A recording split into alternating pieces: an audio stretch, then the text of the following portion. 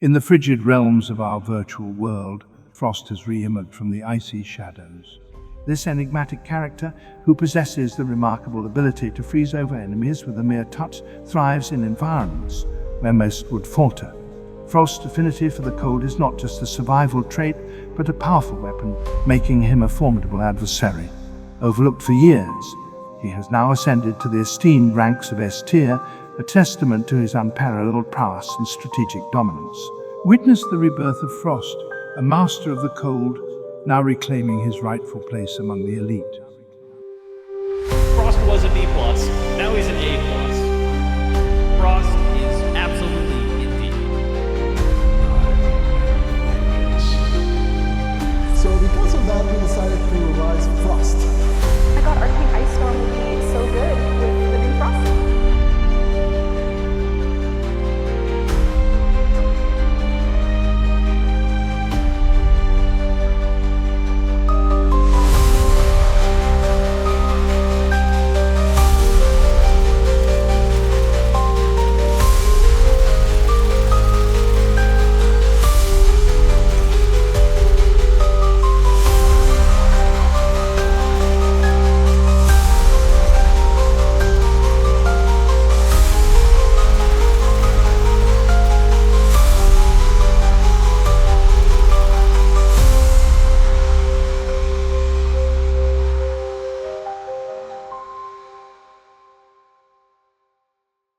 Hi, welcome back to another video. Today I have prepared some ice cream in the form of Frost. Frost has recently been reworked and he's now absolutely amazing. In my opinion, he is one of the top tier frames. So let's dive into the builds and I will explain what I have cooked up today. Okay, so before I get into the builds, let's explain what actually changed for Frost with this recent rework. First, his passive got changed.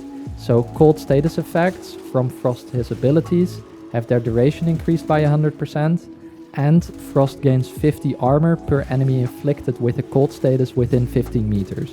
So this scales up to, I believe, 1000 armor extra if we are surrounded by enough enemies. However, this does, once you kill the enemies that are around you, it will drop down again. So this is a bit of a weird fluctuating armor value, so you cannot really rely on it to survive more, but it does help a little bit, which is nice. In terms of his abilities, they apply cold stacks instead of like slow effects. So what happens now is that each of his abilities will apply the cold stacks, and once you reach 10 cold stacks, enemies will freeze in place. And this freezing in place is increased by Frost his freeze duration. Now you can scale this full freeze time with ability duration, so building for at least some ability duration is highly recommended. Now in terms of Archon Shards for Frost, I opted to run 2 ability duration shards as well as 2 ability casting speed shards. This is mainly because we are using Icy Avalanche, which is an augment, which I will get into a little bit. But we will be spamming this avalanche ability and it's quite a long animation, so speeding it up with some casting speed is recommended. Then for this last Archon Shard, I wasn't sure what to run, but in the end I opted for a Violet Archon Shard with the equilibrium effect to help out with Frost's energy economy. In terms of the Frost builds, I have 2 builds. This is the first one. This is the more versatile version of the Frost builds that I have. This version uses Sata's Whisper to create bubbles around the enemy, and what happens with Sata's Whisper is that we can actually double down on our blast damage. And as you may know, blast damage in this last patch is really good, so doubling down on the blast damage is really nice. Now for this Frost build, I am running 40% power strength, which is ridiculously low, but we can actually get away with this now because of the introduction of Arcane Ice Storm. Arcane Ice Storm is a new arcane that released with the Jade Shadows update, and what it does is when an enemy gets fully frozen, which we will be doing all the time with Frost, basically we get 40% extra ability strength and 40% extra ability duration, which means that on Frost specifically this is amazing because it outperforms Molt efficiency for duration, and it helps us reach the armor strip cap for his avalanche ability when we combine it with Molt augmented and corrosive projection. So for full strip to occur, you need these 3 things. You need the corrosive projection, you need the Molt augmented, and you need the Arcane Ice Storm. Because once you slap on corrosive projection, or if anyone else in your squad runs it, you will only need 137% power strength to fully strip your enemy's armor. In terms of the other mods, I ended up using Mobilize in the Excellus slot. This is mainly because Frost is relatively slow. As you can see, his sprint speed is below 1. So the extra parkour velocity helps greatly with moving around in missions where that's necessary, like Void Cascade. Because we can tank strength so hard, we can just go full in on ability range, which is great because we will be freezing the entire map. In terms of energy economy, I am running Archon Flow. I'm not entirely sure if this is that much better than your regular primed flow. This will save you 1 mod capacity. However, there is a small chance that we are killing enemies with our cold abilities, so the extra energy is always welcome. Then in terms of the augment mods, I am using Biting Frost together with Icy Avalanche. Icy Avalanche is where we will get our Overguard from. And because we have Overguard on this build, we do not need Prime Sure-Footed. So I have seen some Frost builds using Prime Sure-Footed, and this is an absolute waste. You do not need it. If you have Icy Avalanche, you're fine. If you don't have Icy Avalanche, you are free to run whatever you want and you can slot in Prime Sure-Footed. Go ahead. Then, as I said, the full freeze duration scales with ability duration, so I am using Primed Continuity. For a little bit of extra survivability, I'm using Rolling Guard, because we can use Rolling Guard and then Icy Avalanche afterwards to get our Overguard back. Now, if you want, you can also use Adaptation here, because we are stacking quite a bit of armor every now and then, like I said, with Frost's new passive. So Adaptation stacking on top of that means you are more resilient as well. In this slot, use whatever you like. Then for helping out with the energy economy, I'm using Fleeting Expertise. The efficiency being high like this is really nice because we can spam Avalanche however much we want. We have 427 energy in total, which means that we have 10 costs of Avalanche if we want to. So this is the build that I would recommend for your average Steel Path mission, just anything in general.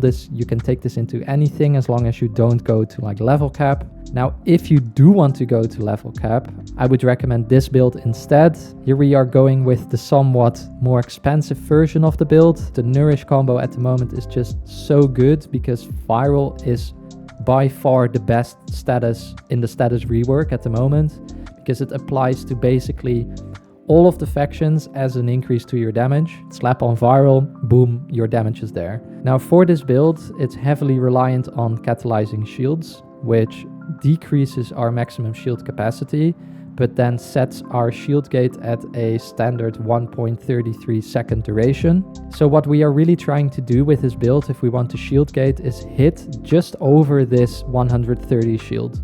If we are hitting under it, we will not be getting our full shield gate.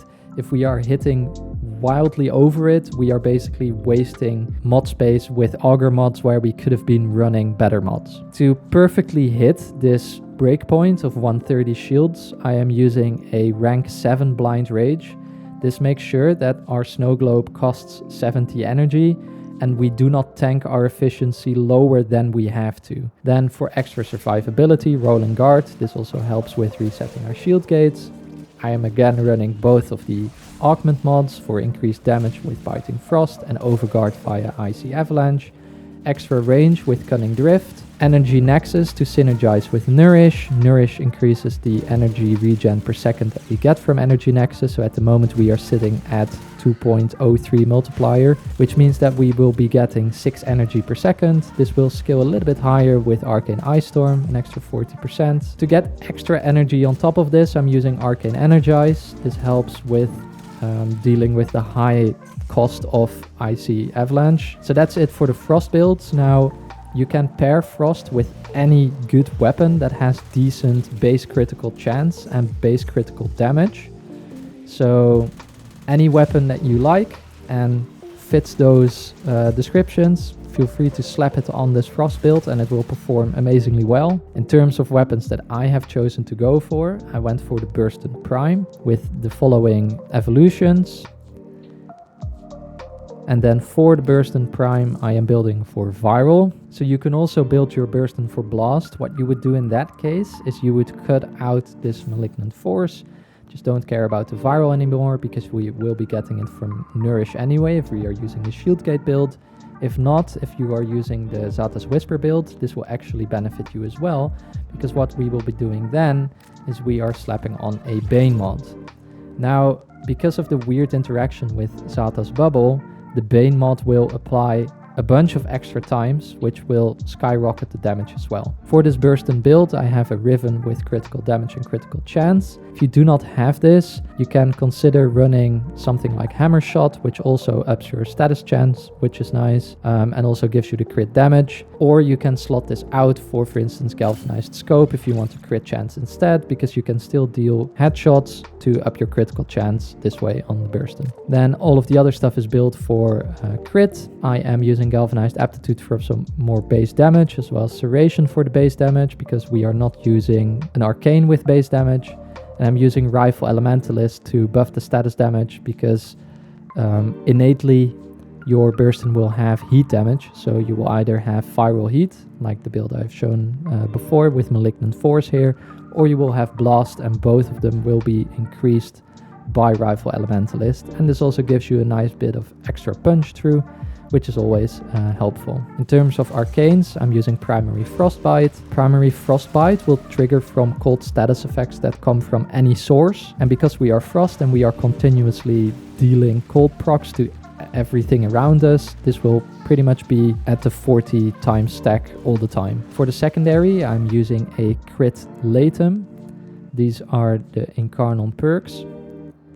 Now for the crit Laetum, this is actually quite insane, together with Biting Frost, the augment for Frost, because we are upping our critical chance and critical damage, and we are able, together with secondary Outburst, we are able to hit red crit territory, which on a Laetum is pretty insane. For the melee, I'm using the Ceramic Dagger with these Incarnon perks.